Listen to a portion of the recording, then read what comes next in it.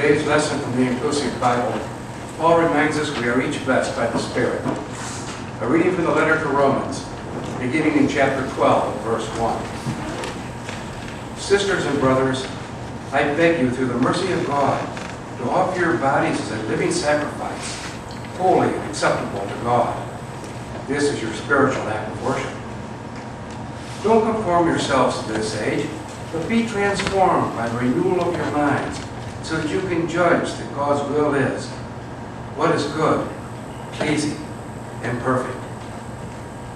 In light of the grace I have from God, I urge each of you not to exaggerate your own importance. Each of you must judge yourself soberly by the standard of faith God has given you.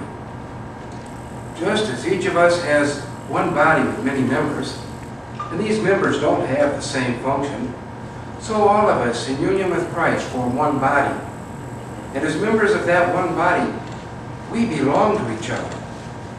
We have gifts that differ according to the grace given to each of us. If your gift is prophecy, use it in proportion to your faith. If your gift is ministry, use it for service. If you are a teacher, use your gift for teaching. If you are good at preaching, then preach boldly. If you give to charity, do so generously. If you are a leader, exercise your authority with care. If you help others, do so cheerfully. This ends the morning reason. Thanks be to God. Amen.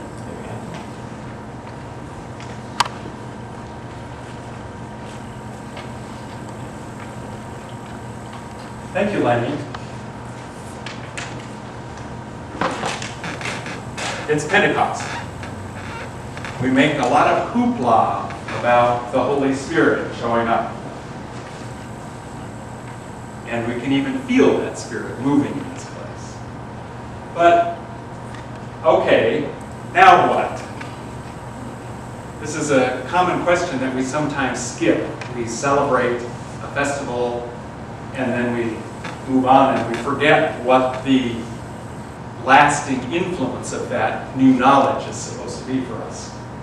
Fortunately for us, in this case, Paul wrote lots of letters explaining the so what, or what now.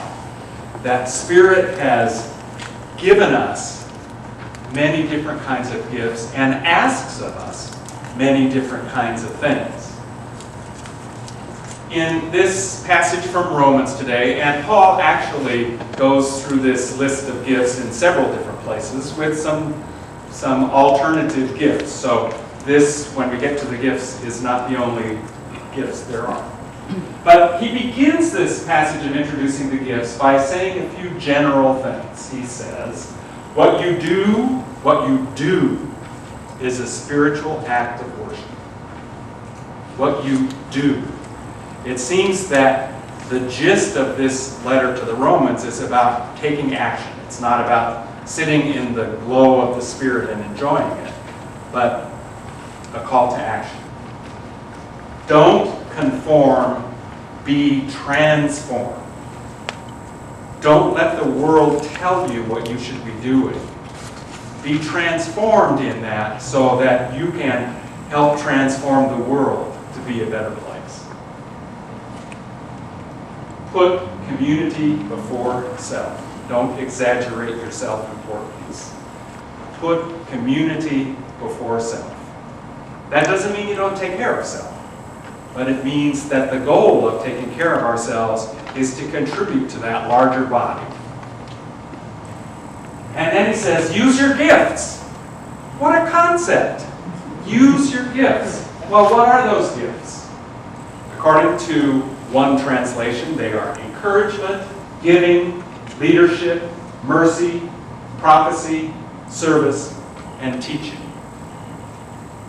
This list doesn't have the word that I love, exhortation, which is encouragement. So we'll talk more about exhortation later on. What we're going to do over the next 7 weeks is look at each of these gifts and see how that may speak directly to us in ways that we can put Spirit to work through our own gifts in our work. So, what's your gift? Doesn't have to be from that list. What's your gift? I'm serious. Yes. Compassion. Passion. Compassion. Compassion. Creativity. Creativity. Humor. Humor. That's for sure. I'm a helper. I'm a helper. Helper. Empathy. Empathy. Good communicator. Communication. Nurturer. Nurturer. Tenacity. Tenacity. Good. And yes, Leadership. leadership. All of these are great. And hopefully, as we go through this next period, you'll be able to uncover the gifts that you bring to the table. Maybe time for us to do unwrapping our gifts again. Several years ago, we had 2 sessions of a workshop called Unwrapping Our Gifts, where we're able to identify our gifts because other people told us what they thought our gifts were. Interesting concept. And so many people said, me? So, I invite you to be thinking about what gifts you have been graced with by the Spirit. Parker Palmer has written a wonderful little book called Let Your Life Speak. And he talks about vocation. And I think the gist of his conversation is about understanding what those gifts are. And that vocation isn't what somebody else tells you you're going to do. It's not what your parents groom you to do. It's what grows out of your gifts for service. So as we move forward into this exploration of our gifts, let love be genuine, abhor what is evil, hold fast to what is good. This is the verse right after the one where we stopped. So remember this, that it's about love. It's about sharing what we have with others. And that those gifts can be the grace that we bring.